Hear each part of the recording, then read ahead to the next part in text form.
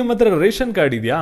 ಹಾಗಾದರೆ ಏನು ಕೂಡ ತಲೆಕೆಡಿಸ್ಕೊಬೇಡಿ. ಯಾಕೆಂದರೆ ರಾಜ್ಯ ಸರ್ಕಾರದಿಂದ ನಿಮ್ಗೆಲ್ಲರಿಗೂ ಕೂಡ ಒಂದು ಭರ್ಜರಿ ಗುಡ್ ನ್ಯೂಸ್ನ ಕೊಟ್ಟಿದ್ದಾರೆ. ಡೆಫಿನೆಟ್ಲಿ ಈ ಒಂದು ಅಪ್ಡೇಟ್ನ ಕೇಳಾದ್ಮೇಲೆ ನೀವೆಲ್ಲರೂ ಕೂಡ ಖುಷಿ ಪಡ್ತೀರಾ. ಯಾಕೆಂದರೆ ಎಷ್ಟೊಂದು ಜನ ಈ ಒಂದು ಅಪ್ಡೇಟ್ಗೋಸ್ಕರ ಅಂತಲೇ ವೆಯ್ಟ್ ಮಾಡ್ತಿದ್ರಿ ಮತ್ತು ಸಾಕಷ್ಟು ಜನ ಕಮೆಂಟಾಗಿ ಕೂಡ ಕೇಳ್ತಿದ್ರಿ. ಲೇಟೆಸ್ಟಾಗಿ ರಾಜ್ಯ ಸರ್ಕಾರದಿಂದ ರೇಷನ್ ಕಾರ್ಡ್ ಇರೋರಿಗೆ ಏನು ಅಪ್ಡೇಟ್ಸ್ ಬಂದಿದೆ ಅದ್ರ ಬಗ್ಗೆ ಈ ಒಂದು ವಿಡಿಯೋದಲ್ಲಿ ನೋಡೋಣ. ಅದಕ್ಕಿಂತ ಮುಂಚೆ ಯಾರು ಚಾನಲ್ನ ಸಬ್ಸ್ಕ್ರೈಬ್ ಮಾಡ್ಕೊಂಡಿರಲ್ಲ, ನಿಮಗೆ ಕೆಳಗಡೆ ಒಂದು ಸಬ್ಸ್ಕ್ರೈಬ್ ಬಟನ್ ಅಂತ ಕಾಣ್ತಾ ಇರುತ್ತೆ, ಅದನ್ನ ಕ್ಲಿಕ್ ಮಾಡಿ ಪಟ್ಟ ಅಂತ ಸಬ್ಸ್ಕ್ರೈಬ್ ಮಾಡ್ಕೊಳ್ಳಿ. ಹಾಗೆ ಪ್ರತಿಯೊಬ್ಬರು ಕೂಡ ವಿಡಿಯೋಗೊಂದು ಲೈಕ್ ಕೊಟ್ಬಿಟ್ಟಾನೆ ವಿಡಿಯೋಕ್ಕೆ ಸ್ಟಾರ್ಟ್ ಮಾಡಿ. ಯಾಕೆಂದರೆ ನೀವು ಕೂಡ ಒಂದೇ ಒಂದು ಲೈಕ್ ಒಂದು ಸಬ್ಸ್ಕ್ರೈಬಿಂದ ನೀವು ಇದೇ ರೀತಿ ಕಂಟಿನ್ಯೂಸ್ ಆಗಿ ಅಪ್ಡೇಟ್ಸ್ಗಳನ್ನ ಪಡ್ಕೋತಾ ಇರ್ತೀರಾ. ಇವಾಗ ನಾವು ಡೈರೆಕ್ಟಾಗಿ ವಿಡಿಯೋ ಬಗ್ಗೆನೇ ಬರೋಣ.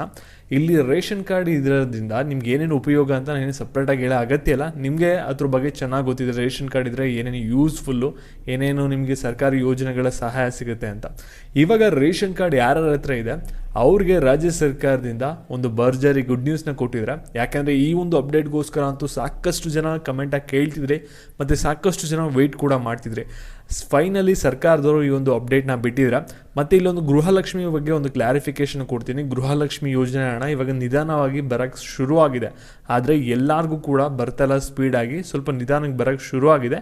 ನಿಮ್ಗೇನಾದರೂ ಬಂದಿಲ್ಲ ಅಂದರೆ ಒಂದು ವಾರ ಅಥವಾ 2 ವಾರ ವೆಯ್ಟ್ ಮಾಡಿ. ಖಂಡಿತವಾಗ್ಲೂ ನೀವು ಒಂದು 4,000 ಹಣನ ಒಂದೇ ಸಲ ರಿಸೀವ್ ಮಾಡ್ಕೋತೀರಾ.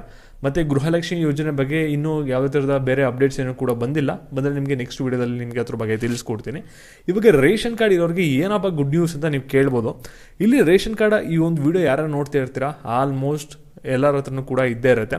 ಇಲ್ಲಿ ನೀವೇನಾದರೂ ಹೆಸರನ್ನು ತಿದ್ದುಪಡಿ ಮಾಡಬೇಕಾ, ಏನಾದರೂ ಹೊಸೊಬ್ಬರನ್ನ ನಿಮ್ಮ ರೇಷನ್ ಕಾರ್ಡ್ಗೆ ಸೇರಿಸ್ಕೋಬೇಕಾ, ರೇಷನ್ ಕಾರ್ಡಲ್ಲಿ ಮುಖ್ಯಸ್ಥರು ಇರ್ತಾರಲ್ಲ ಅದನ್ನೇನಾದರೂ ನೀವು ಚೇಂಜಸ್ನ ಮಾಡಬೇಕಾ, ಅಥವಾ ನೀವು ಪ್ರತಿ ತಿಂಗಳು ಕೂಡ ರೇಷನ್ ಅಂಗಡಿಗೆ ಹೋಗಿ ಒಂದು ರೇಷನ್ ತೊಗೋತಾ ಇರ್ತಾರಲ್ಲ ಒಂದು ರೇಷನ್ ಡಿಪೋನೇ ಬದಲಾವಣೆ ಮಾಡ್ಕೋಬೇಕಾ, ಅಥವಾ ನೀವೇನಾದರೂ ಹೆಸರನ್ನ ಡಿಲೀಟ್ ಮಾಡಿಸ್ಬೇಕಾ, ಅಥವಾ ನಿಮ್ಮ ರೇಷನ್ ಕಾರ್ಡಲ್ಲಿ ಏನಾದರೂ KYC ಪೆಂಡಿಂಗ್ ಇದೆಯಾ, ಇಷ್ಟು ಎಲ್ಲ ಪ್ರೊಸೆಸ್ನು ಕೂಡ ನೀವು ಇವಾಗ ಮಾಡ್ಕೋಬೋದಾಗಿರುತ್ತೆ. ಯಾಕೆ ಅಂದರೆ ಇವಾಗ ರೇಷನ್ ಕಾರ್ಡ್ನ ಎಡಿಟ್ ಮಾಡೋಕ್ಕೆ ಲಿಂಕ್ ಆ್ಯಕ್ಟಿವೇಟ್ ಆಗಿದೆ. ಈ ಒಂದು ಲಿಂಕ್ ಎಲ್ಲಿವರೆಗೂ ಕೂಡ ಇರುತ್ತೆ ಅಂದರೆ ಆಗಸ್ಟ್ 10ನೇ ತಾರೀಕುವರೆಗೂ ಕೂಡ ಇರುತ್ತೆ.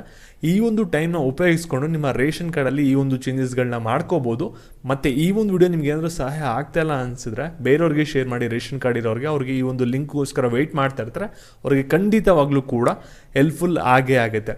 ಎಡಿಟಿಂಗ್ ಲಿಂಕು ಆಗಸ್ಟ್ 10ನೇ ತಾರೀಕು ಆದಮೇಲೆ ಕ್ಲೋಸ್ ಆಗುತ್ತೆ. ಮತ್ತು ಹೊಸ ರೇಷನ್ ಕಾರ್ಡ್ ಇದ್ರ ಬಗ್ಗೆ ಯಾವುದೇ ಥರದ ಸದ್ಯಕ್ಕೆ ಅಪ್ಡೇಟ್ಸ್ ಇಲ್ಲ. ಇನ್ನು ಕೆಲವು ದಿನಗಳಲ್ಲಿ ಅದ್ರ ಬಗ್ಗೆ ಕೂಡ ಅಪ್ಡೇಟ್ಸ್ನ ನೀಡ್ತಾರೆ. ಮತ್ತು ಈ ಒಂದು ಎಡಿಟಿಂಗ್ ನೀವು ಎಲ್ಲಿ ಮಾಡಿಸ್ಕೋಬೋದು ಅಂದರೆ ಕರ್ನಾಟಕ 1, ಗ್ರಾಮ 1, ಬಾಪೂಜಿ ಸೇವಾ ಕೇಂದ್ರ, ಈ ಒಂದು ಸೇವಾ ಕೇಂದ್ರಗಳಿಗೆ ಹೋಗ್ಬಿಟ್ಟು ನಿಮ್ಮ ರೇಷನ್ ಕಾರ್ಡು, ಆಧಾರ್ ಕಾರ್ಡು ಎಲ್ಲನೂ ಕೂಡ ತೊಗೊಂಡೋಗಿ ಅಲ್ಲಿ ನೀವು ಈ ಒಂದು ಎಡಿಟಿಂಗ್ ಪ್ರೊಸೆಸ್ನ ಮಾಡಿಸ್ಕೋಬೋದಾಗಿರುತ್ತೆ. ರೇಷನ್ ಕಾರ್ಡಲ್ಲಿ ಬದಲಾವಣೆಗಳನ್ನ ಮಾಡಿಸ್ಕೋಬೋದಾಗಿರುತ್ತೆ. ಇದು ರಾಜ್ಯ ಸರ್ಕಾರದ ಒಂದು ಅವಕಾಶನ ಕೊಟ್ಟಿದೆ, ಸರಿಯಾಗಿ ಬಳಸ್ಕೊಳ್ಳಿ ಎಲ್ಲರೂ ಕೂಡ. ಮತ್ತು ಈ ಒಂದು ವಿಡಿಯೋನ ಪ್ರತಿಯೊಬ್ಬರಿಗೂ ಕೂಡ ರೇಷನ್ ಕಾರ್ಡ್ ಯಾರ್ಯಾರ ಹತ್ರ ಇದೆ ಅವ್ರಿಗೆಲ್ಲರಿಗೂ ಕೂಡ ಶೇರ್ ಮಾಡಿ. ಧನ್ಯವಾದಗಳು.